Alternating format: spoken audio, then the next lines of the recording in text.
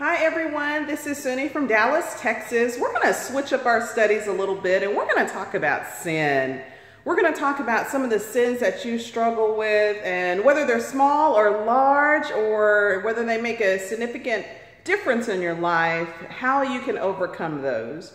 One of the things that many people probably don't know about me is I love rap music. I love hip hop. I love listening to Drake. I love Cardi B. I know, I like Cardi B. And so sometimes I'm thinking, this is really probably not Christian music I should be listening to. But it's like, I just like that music. And particularly with, some of the songs like Break It Up. I listen to that song, I have it on my phone.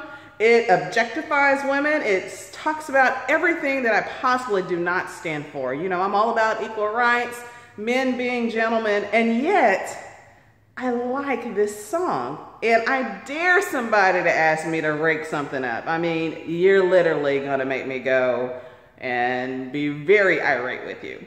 So we're going to talk about, should you be listening to this type of music? Is that a sin? Is that Christian-like? Is that really good for your spiritual well-being? One of the other things that I struggle with, and we kind of laugh about it, but I promise you, the whole phenomenon of twerking, right? So you may think, oh, Christians, girls don't twerk. But I know quite a few women that are practicing their twerking. Now, we may justify this and say, you know what, if you're married, you have the right audience, then, you can twerk, for the right audience, or you can wear that sexy dress for the right audience. But what about if you're single and you're alone and you just say, you know what, when I get married, I want to learn how to twerk. Is that a sin? And so we're going to talk about that as well. Of course, I've been a Christian really involved in my Christian walk since about 2012. And one of the things I used to have is some really great legs. I used to work out all the time, had some great quads, ran track, great calves. And my favorite thing to wear was mini skirts, super duper short mini skirts.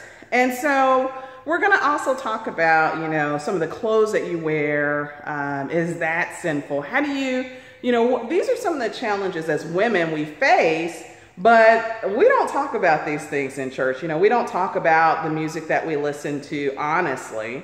We don't talk about, wanting to do these dances with these gyrations, doing them at home. We don't talk about some of the classes we might take at the gym that basically have these gyrations in them, right? Or where the music is being played. Now, I'm not saying anything's wrong with the music. However, because I struggle, that's, one of the things I struggle with is I listen to rap music. I listen to this music that objectifies women. Can't be healthy for your spirit, I keep saying. But we're going to study that. And before we get to that point, we're going to talk about what actually is sin. We're going to define sin. And I'm going to give you one of my I don't know if it's a favorite scripture, but it's a very interesting scripture. And I wrote it down here. And it's John 4:17. This scripture is a good scripture, but in a way I really don't like it. It's like I'm never going to get out of my sin nature.